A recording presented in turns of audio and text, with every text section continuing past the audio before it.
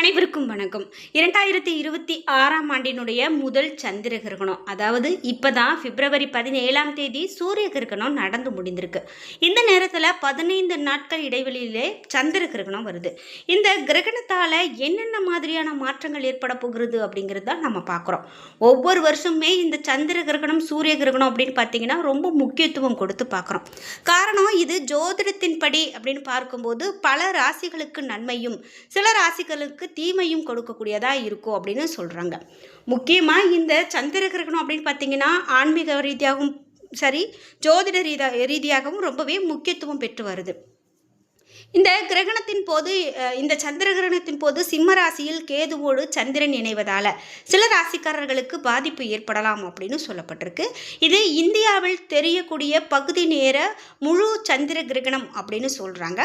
முக்கியமாக இது ஒரு இரத்த சிவப்பு நிலா, அதாவது பிளட் மூன் அப்படின்னு சொல்லக்கூடிய ஒரு சிகப்பு நிற நிலவு பார்க்க முடியும் அப்படின்னும் ஜோதிடத்தின்படி இந்த சந்திர கிரகணம் சில ராசிக்காரர்களுக்கு பாதிப்பை கொடுக்க போகிறது அப்படின்னு சொல்கிறதால அது என்னென்ன அப்படிங்கிறத நாம் இந்த வீடியோவில் பார்க்க போகிறோம்.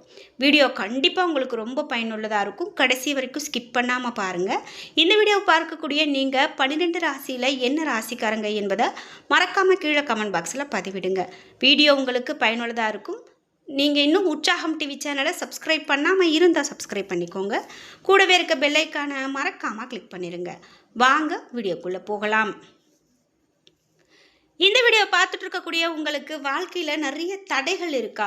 நான் இந்த விஷயம் அதாவது நீங்கள் ஒரு வீடு கட்டணும் அப்படின்னா கூட நான் ஒரு வீடு கட்டணும்னு நினைக்கிறேன், ஆனால் அதுக்கு தடைகள் நிறைய வந்துட்டுருக்கு, என்னால் அதெல்லாம் செய்ய முடியல. எங்கள் வீட்டில் ஒரு சுபகாரியம் நடக்கணும்னு திருமண வரன் பார்த்துட்ருக்கோம், ஆனால் அது செய்ய முடியலன்னு ரொம்ப வருத்தத்தில் இருக்கீங்களா? இந்த வீடியோவுக்கு கீழே டிஸ்கிரிப்ஷனில் வராகி அம்மன் ஜோதிட நிலையத்தின் தொலைபேசி எண் கொடுத்துருக்கேன். அந்த எண்ணுக்கு தொடர்பு கொண்டு பேசி பாருங்கள். கண்டிப்பாக உங்கள் வாழ்க்கையில் இருக்கக்கூடிய எல்லா பிரச்சனைகளுக்கும் சரியான தீர்வு கிடைக்கும். கடகராசிக்காரர்களுக்கு எப்படிப்பட்ட பலன்கள் இந்த சந்திர கிரகணத்தால் நடக்க போகிறது அப்படின்னு நம்ம முதலாவதாக பார்த்துடலாம்.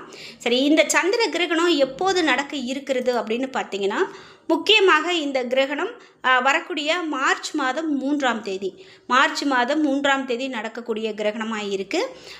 3ஆம் தேதி மதியம் 3:20 மணி முதல் மாலை 6:47 மணி வரை நீடிக்கக்கூடிய ஒரு கிரகணமாக இருக்குது. இதில் உச்சபட்ச கிரகண நேரமாக மாலை 6:26 மணி முதல் மாலை 6:40 மணி வரைக்கும் இந்த கிரகணம் இருக்கும் அப்படின்னு சொல்லப்படுது. குறிப்பிட்டு இந்தியாவில் இருப்பவர்களுக்கு இது ஒரு சிறிய ஏமாற்றம் அப்படின்னு சொல்கிறாங்க. என்ன அப்படின்னு கேட்டிங்கன்னா, கிரகணத்தின் முழுமையான நிகழ்வை நம்மளால் பார்க்க முடியாது. இருந்தாலும் கிரகணம் முடியும் தருவாயில் இருக்கக்கூடிய கடைசி 20 நிமிடங்கள் இந்தியாவில் சில பகுதிகளில் தெரியும் அப்படின்னு சொல்லியிருக்காங்க. அதாவது மாலை 6:26 மணிக்கு இந்த நிலவு உதிக்கும் போது கிரகணத்தின் கடைசி கட்டத்தை நாம் தரிசிக்க முடியும் அப்படின்னு சொல்லியிருக்காங்க.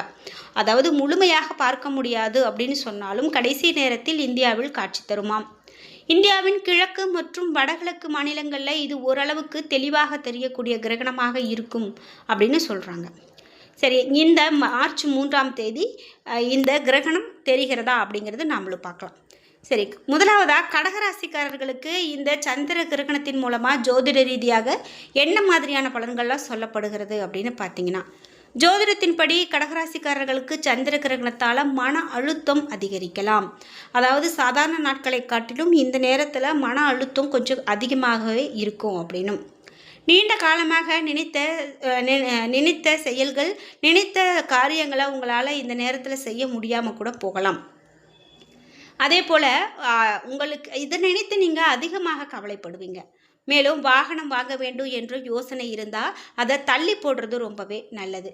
நிதி சம்பந்தமான விஷயங்களை கூட நீங்கள் தவிர்க்கிறது நல்லது. அதாவது இந்த நேரத்தில் நிதி சம்பந்தமாக நீங்கள் பொருளாதார ரீதியாக பார்க்கும்போது பணம் ஒருத்தங்களுக்கு கொடுக்கறது வாங்கிறது இந்த மாதிரி விஷயங்கள் எல்லாம் நீங்கள் கொஞ்சம் தவிர்க்கிறது நல்லது. ஏதாவது தொழில் தொடங்கும் புதிய யோசனை இருந்தால் அதை தள்ளி வைப்பது உங்களுக்கு ரொம்ப நல்லது அப்படின்னு சொல்கிறாங்க. இந்த நேரத்தில் தொழிலுக்கான முதல் கட்ட முடிவுகளை எல்லாம் எதுவும் எடுக்கக்கூடாது அப்படின்னு சொல்லப்படுது. கடகராசிக்காரர்களுக்கு இந்த மாதிரியாகத்தான் இந்த சந்திர கிரகணத்தை ஒட்டி பலன்கள் சொல்லப்பட்டிருக்கு. அதே போல் அடுத்ததாக கும்பம் ராசி. கும்பராசிக்காரர்கள் இந்த காலகட்டத்தில் ரொம்பவே எச்சரிக்கையாக இருக்க வேண்டும் அப்படின்னு சொல்கிறாங்க. அதாவது தொழில் விஷயத்தில் நீங்கள் யாரையும் நம்ப வேண்டாம். உங்களுடைய நண்பர் மற்றும் புதிய நண்பர் அப்படின்னு சொல்லிட்டு யாரையும் நம்பி நீங்கள் முதலீடு செய்வதோ அல்லது கையெழுத்து இடுவதோ, நீங்கள் ஒருத்தங்களுக்கு முழுமையாக நம்பி கடன் கொடுப்பதோ, இந்த மாதிரி விஷயங்களையெல்லாம் இப்போது இந்த நேரத்தில் செய்யாமல் இருக்கிறது தான் உங்களுக்கு நல்லது. இது மட்டும் இல்லாமல் உங்களுடைய நிதி விஷயத்தில் எப்போதும் கவனமாக இருக்கிறது நல்லது. இந்த காலகட்டத்தில் உங்களுக்கு மன அழுத்தம் அதிகமானதாக இருக்கும் அப்படின்னு கும்பராசிக்காரர்களுக்கு சொல்லப்படுது. இதனால் நீங்கள் போட்டு ரொம்பவே எல்லாத்தையும் குழப்பிக்காமல் அதிலிருந்து வெளிவரது தான் உங்களுக்கு நல்லது. எந்த விஷயத்தையும் போட்டு மன அழுத்தத்தோடு எடுத்துக்க வேண்டாம்.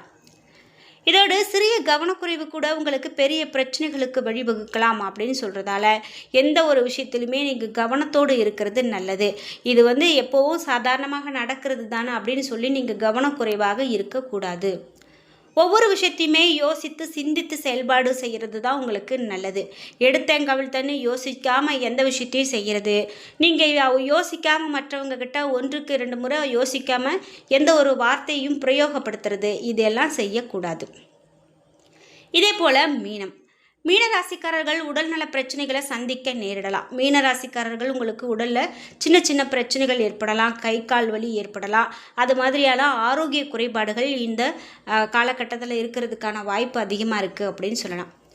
இதே போல் சாப்பாட்டு விஷயத்தில் மிகவும் கவனமாக இருக்கணும் அப்படின்னு சொல்கிறாங்க. பொரித்த எண்ணெய் பதார்த்தங்கள் உண்பது, அதிக அளவில் உணவு எடுத்துக்கொள்வது, தேவையில்லாத நேரங்களில் நீங்கள் உணவு எடுத்துக்கிறது, இந்த மாதிரியான விஷயங்கள் எல்லாம் மீனராசிக்காரர்கள் இந்த சந்திர கிரகண நேரத்தில் தவிர்க்கிறது நல்லது. புதிய முதலீடுகளை தவிர்க்கிறது நல்லது மற்றும் ஆலோசனையோடு எதுவுமே செயல்படுவது மிகவும் நல்லது. நிதி இழப்புகளை தவிர்ப்பதற்கு ஆன்லைன் பரிவர்த்தனைகளில் அதிகமான கவனம் செலுத்த வேண்டியது உங்களுக்கு மிக மிக நல்லது அப்படின்னு சொல்கிறாங்க. சரி, இது மட்டும் இல்லாமல் இந்த சந்திர கிரகணத்தை ஒட்டி இன்னும் என்னென்ன மாதிரியான விஷயங்கள்லாம் சொல்லப்படுது, என்னென்ன ராசிக்காரர்களுக்கு சொல்லப்படுது அப்படின்னு பார்க்கும்போது சிம்மராசிக்காரர்களுக்கு ஒரு சில பலன்கள் சொல்லப்படுது. சிம்மராசிக்காரர்களுக்கு இந்த கிரகண காலம் தொழில் ரீதியாக சாதகமான பலன்களை கொடுக்கும் அப்படின்னு நம்பப்படுது. இந்த காலத்தில் அவர்களுடைய தொழில், சமூக அந்தஸ்து, அதிகாரம், புகழ் மற்றும் வாழ்க்கை தரம் இவையெல்லாம் உயரும். சந்திர கிரகணத்தால் அவர்கள் தொழில்துறையில் பெரிய முன்னேற்றத்தை அடைய முடியும் அப்படின்னும், அவர்கள் தாங்கள் செய்யக்கூடிய வேலையில் ஆர்வத்தையும் திறமையும் வெளிப்படுத்தி உயர் பதவிகளை அடைவதற்கான வாய்ப்பு அதிகம் உள்ளது அப்படின்னும், அவர்களுடைய நீண்ட கால திட்டங்கள் அனைத்தும் வெற்றிகரமாக முடிவடையும் எனவும், மேலும் அவர்கள் வாழ்க்கை இந்த காலகட்டத்தில் புதிய உயரத்திற்கு கொண்டு செல்லக்கூடியதாக அமையும் அப்படின்னும் சொல்லப்படுது. இது மட்டும் இல்லாமல் வீட்டிற்காக சில ஆடம்பர பொருட்களை நீங்கள் வாங்கக்கூடிய காலகட்டமாகவும் சிம்மராசிக்காரர்களுக்கு இந்த காலகட்டம் அமையுது.